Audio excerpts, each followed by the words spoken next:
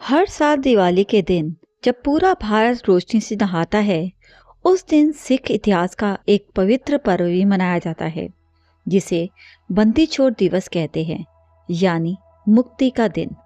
ये वह दिन है जब सिखों के छठे गुरु यानी गुरु हरगोविंद साहिब जी न केवल खुद आजाद हुए थे, बल्कि अपने साथ 52 हिंदू राजाओं को भी कैद से मुक्त करवाया था। ये कहानी सिर्फ स्वतंत्रता की ही नहीं, बल्कि करुणा, साहस और मानवता की भी मिसाल है। गुरु हरगोविंद साहिब जी, जो गुरु अर्जन देव जी के सपुत्र थे, 1606 ईस्वी में जब उनके पिता गुरु अर्जन देव जी को मुगल सम्राट जहांगीर ने इस्लाम स्वीकार करने से इनकार करने पर भयंकर यातनाएं देकर शहीद कर दिया था, तो ये घटना सिख धर्म का एक निर्णायक मोड़ बन गई। सिर्फ 11 वर्ष की आयु में 24 जून 1606 ईस्वी को गुरु हरगोविंद साहिब जी को छठे गुरु जी के रूप में गुरु गद्दी प्रदान की गई। अपने ताजपोशी समारोह में उन्होंने 2 तलवारें धारण की, एक पीरी जो कि आध्यात्मिक शक्ति की प्रतीक थी, दूसरी मीरी जो कि लौकिक शक्ति की प्रतीक थी। गुरु जी ने सिखों को ये सिखाया कि एक सिख को केवल सिर्फ भक्ति नहीं बल्कि वीर भी होना चाहिए।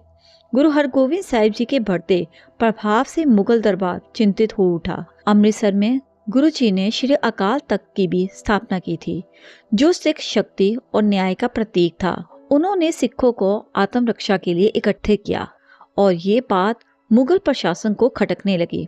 लाहौर के नवाब मुर्तजा खान ने सम्राट जहांगीर को बताया कि गुरु हरगोविंद साहिब जी अपनी सेना तैयार कर रहे हैं और शायद अपने पिता की शहादत का वे बदला लेने का सोच रहे हैं।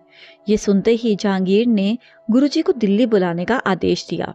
वजीर खां, जो खुद गुरुजी का आदर करता था, गुरुजी को पकड़ने के बजाय सम्मानपूर्वक दिल्ली ले गया। जहांगीर ने गुरुजी से मुलाकात की, फिर 1609 ईस्वी में उन्हें ग्वालियर के किले में नजरबंद कर दिया। ग्वालियर का किला उस समय एक ऐसा स्थान था जहां कई हिंदू राजा वर्षों से बंदी बने हुए थे। जब गुरु हरगोविंद साहिब जी वहां पहुंचे तो उन्होंने देखा कि ये सभी निर्दोष राजा जो भय और निराशा का जीवन बिता रहे थे, गुरुजी ने वहां उनके साथ सिमरन करना शुरू किया। उन्हें उम्मीद, हिम्मत और विश्वास का पाठ पढ़ाया। किला जो कभी अंधकार का प्रतीक था, अब वाहे गुरुजी के नाम से गूंजने लगा। गुरुजी की करुणा और आशीर्वाद से वहां के वातावरण में भी परिवर्तन आने लगा। कुछ समय के बाद जहांगीर को अपने कर्मों पर पछतावा हुआ और उसने गुरुजी की रिहाई का आदेश दिया। जब संदेश पहुंचा कि गुरुजी को रिहा किया जा रहा है, तो गुरु हरगोविंद साहिब जी ने एक अद्भुत बात कही। उन्होंने कहा कि मैं अकेला बाहर नहीं जाऊंगा जब तक इन सभी 52 राजाओं को मेरे साथ आजाद नहीं किया जाएगा। तो जहांगीर ने कहा, ठीक है, जितने लोग आपके चोले का किनारा पकड़ सके उतने ही आपके साथ बाहर जा पाएंगे। अब गुरुजी ने अपने लिए एक विशेष चोला बनवाया जिसमें 50 लंबी पट्टियां रखवाई गई। अब हर राजा ने उनके चोले की एक पट्टी को पकड़ लिया और 2 राजाओं ने गुरुजी का हाथ पकड़ लिया। इस तरीके से 52 के 52 राजा किले से बाहर आ पाए। जब गुरु हरगोविंद साहिब जी अमृतसर पहुंचे तो उस दिन दिवाली का त्योहार था और गुरुजी की वापसी की खबर सुनते ही पूरा अमृतसर दीपों से जगमगाने लगा। लोगों ने श्री हरमंदिर साहिब जी को रोशनी से सजाया और पूरे नगर में वाहेगुरु जी की गूंज उठ चुकी और उसी दिन इतिहास को बंदी छोड़ दिवस के रूप में मनाया जाने लगा।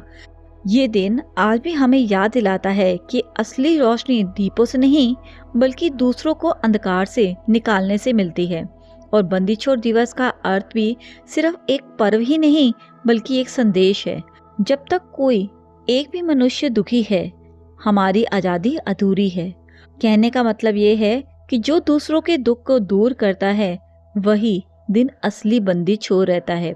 अगर आपको श्री हरगोविंद साहिब जी की ये प्रेरणात्मक कहानी पसंद आई है तो कमेंट बॉक्स में वाहिगुरु जी का खालसा वाहिगुरु जी की फतेह जरूर लिखिए और इस वीडियो को ज़्यादा से ज़्यादा लोगों के साथ शेयर करना ना भूलिए। गुरु जी का ये संदेश ताकि हर लोगों के दिल में पहुंच सके।